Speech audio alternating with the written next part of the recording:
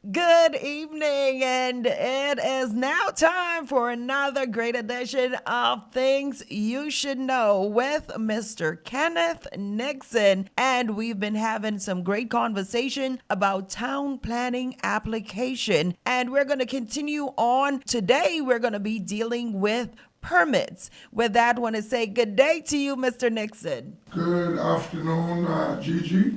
Good afternoon, Exuma. Anyone in the sound of my voice, we continued with what you need a permit for and what you need to apply for.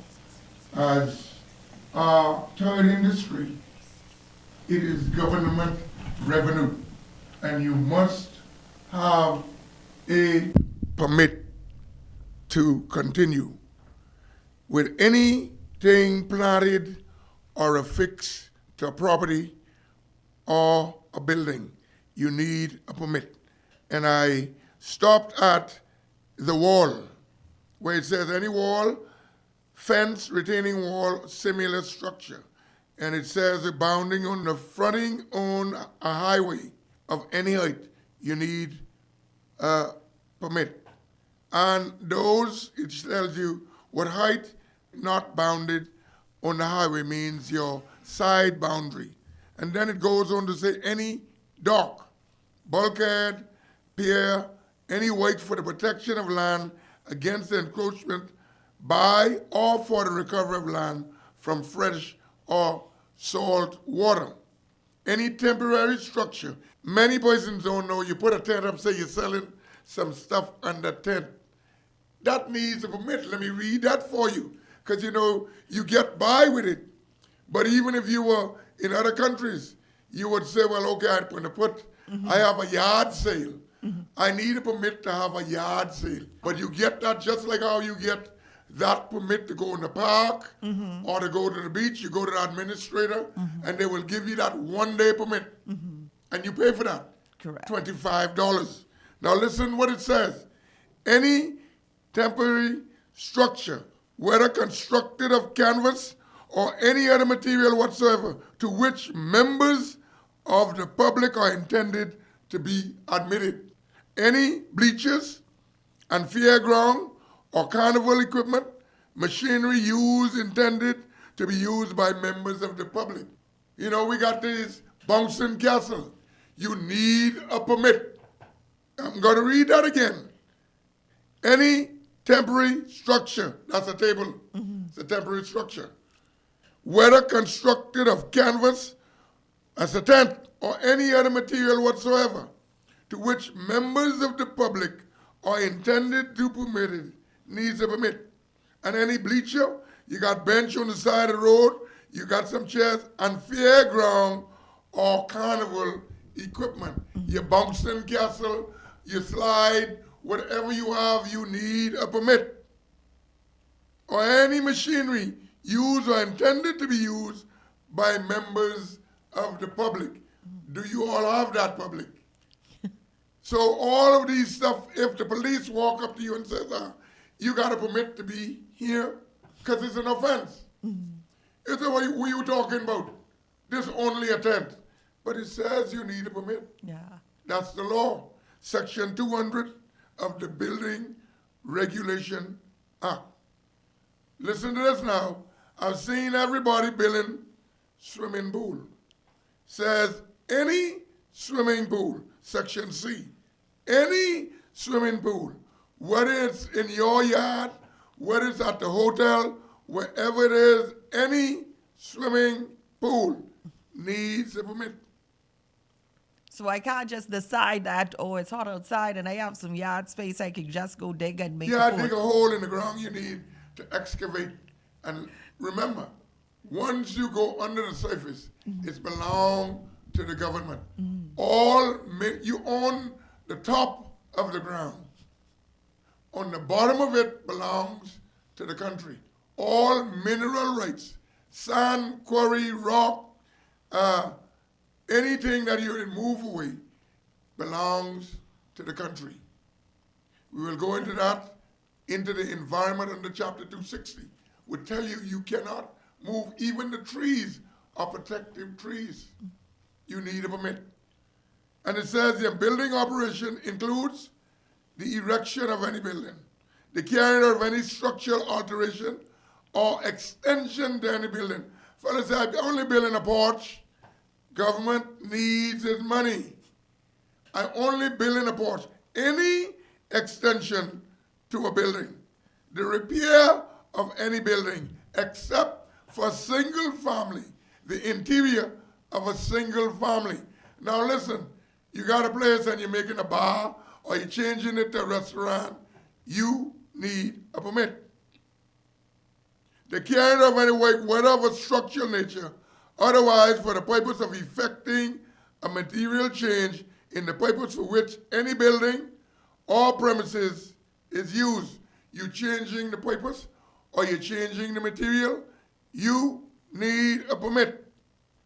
The partitioning of any space within a building other than the building occupied as a dwelling house by one family.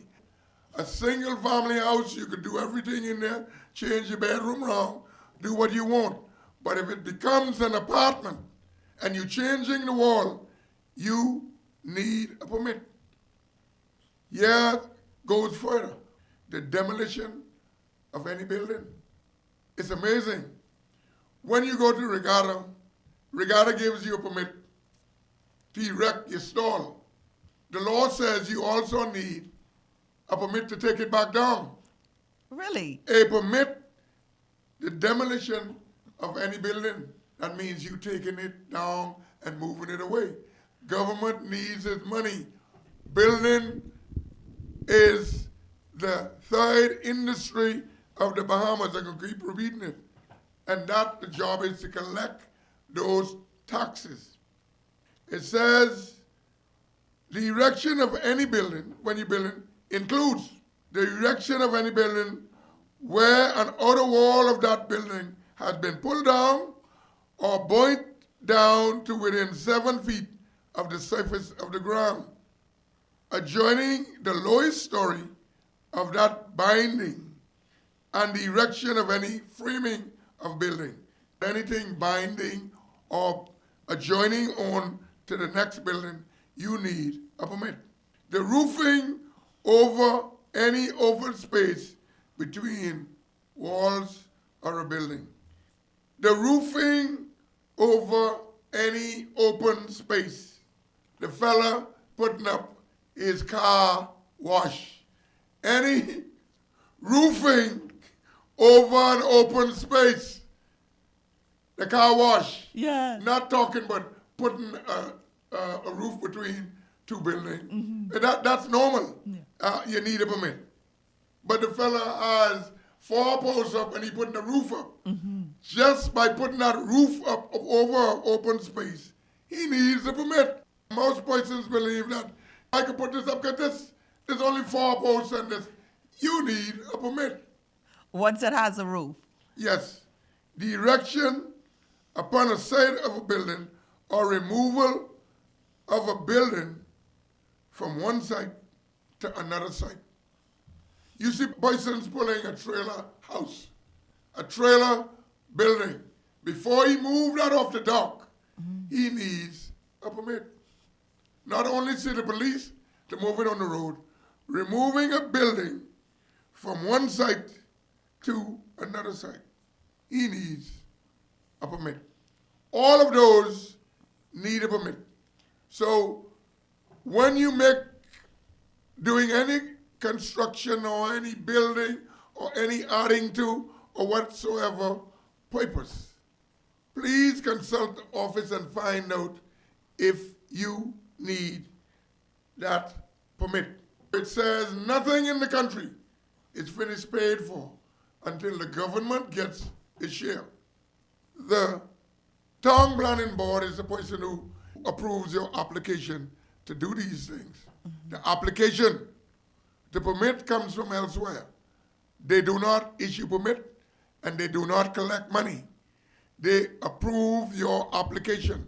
They don't do building inspection and they don't know the integrity of your building. Town Planning Board approve what you applied for under the Building Regulation Act the building code, the Planning and Subdivision Act is at the top of that application.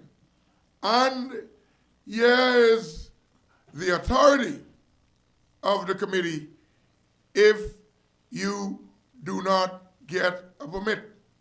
The committee shall require a person who act in contravention of the section 36, which means for permit, to cease such action, and the committee can cause such building to be demolished. I'm going to read this again. Section 48 comes under penalty for development without approval. I'm going to read it for you. It's not a decision of the persons on the board. It's the enforcement of the law by the persons on the board.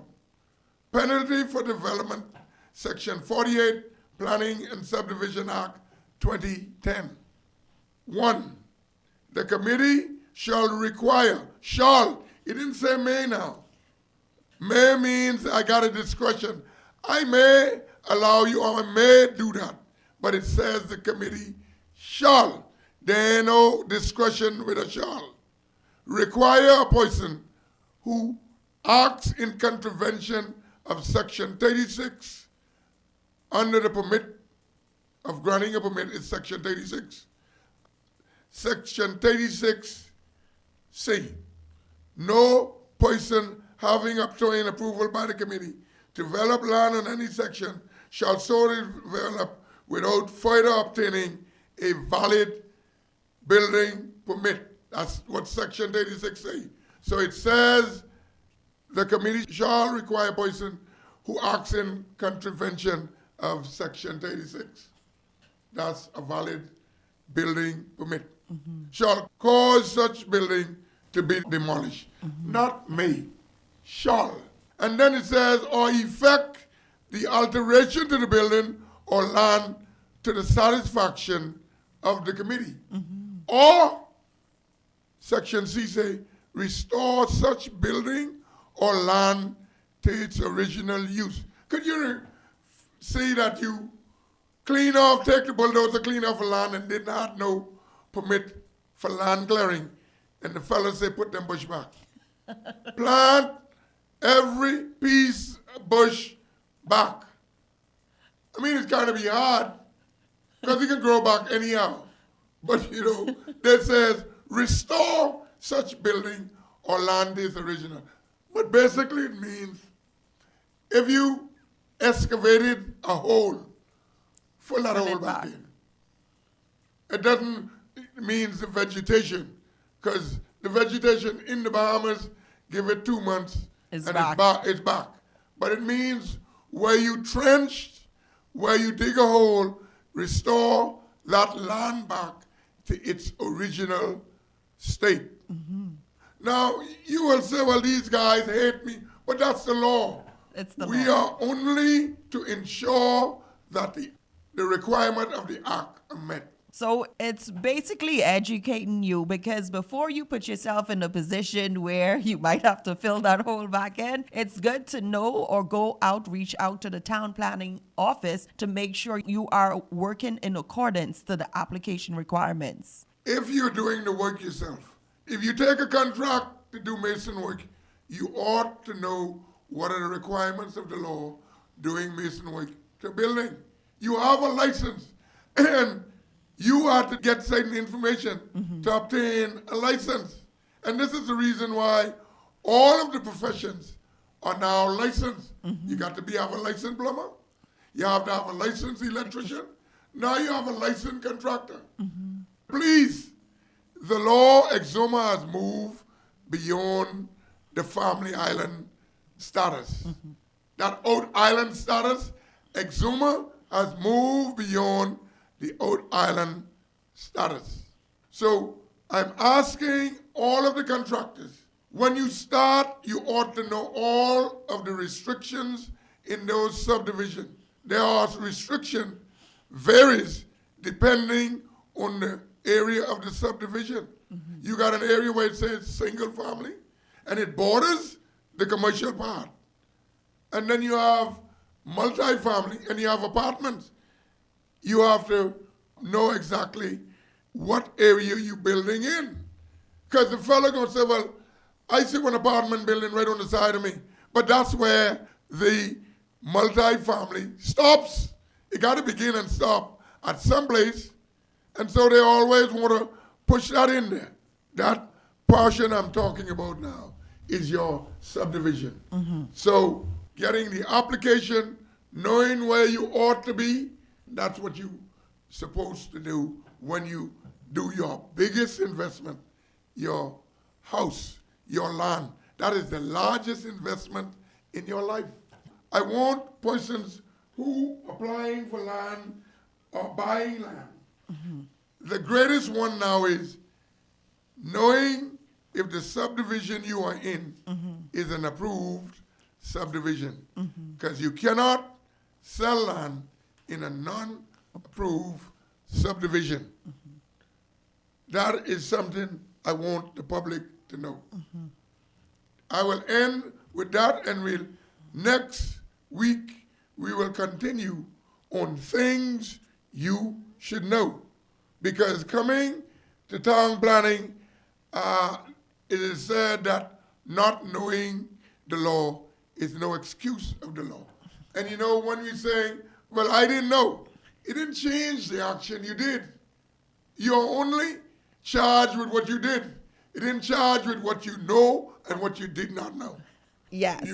So let's quickly go through some questions that came in via our Facebook. It's time for question and answer with Mr. Kenneth Nixon. Your first question, ask Mr. Nixon about occupying Crown land without government approval. Is that legal?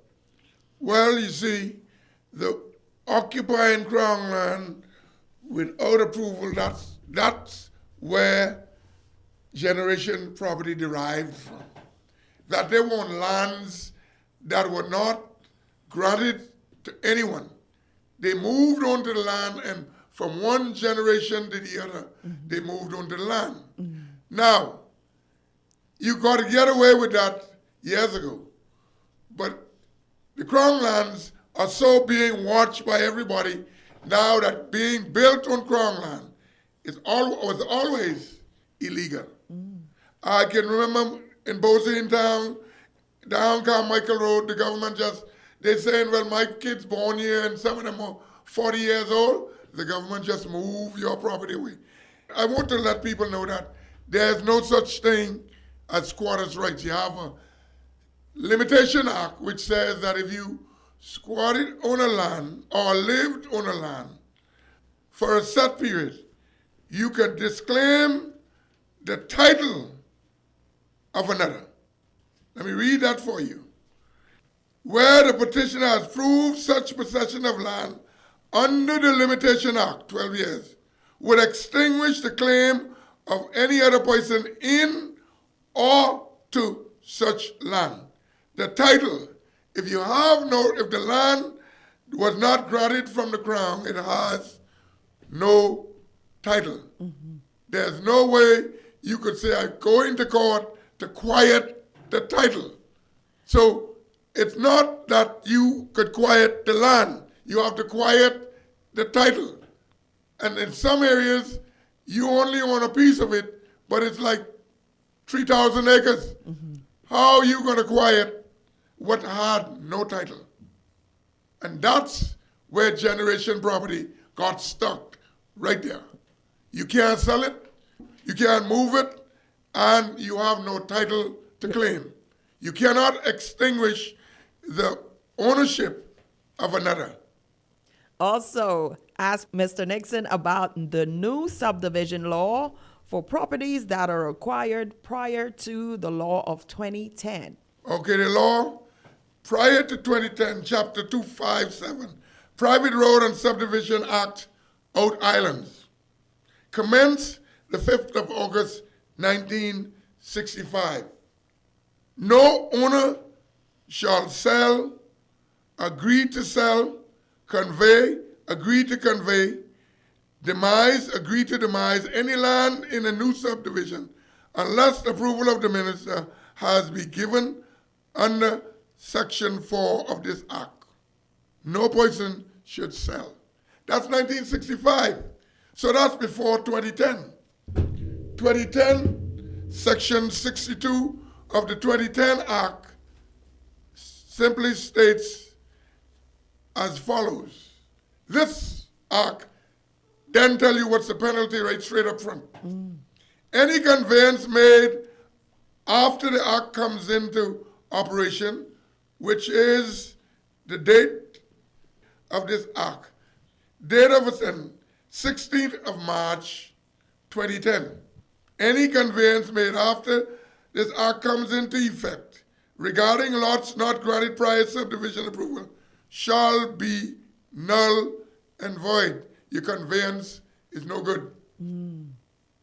But it does not mean that the person who you purchase it from is clear of it. Here's what it says.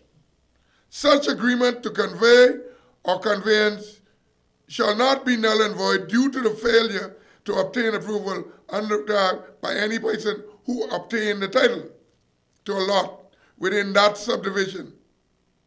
And it shall not prejudice by failure by the owner to have the subdivision obtain the necessary approval. So, like February point, what has been through the court, you sold me some what you didn't have approval for, give me back my money. Return my funds. Yeah, your land ain't no good to me. The same thing happened to Oceana.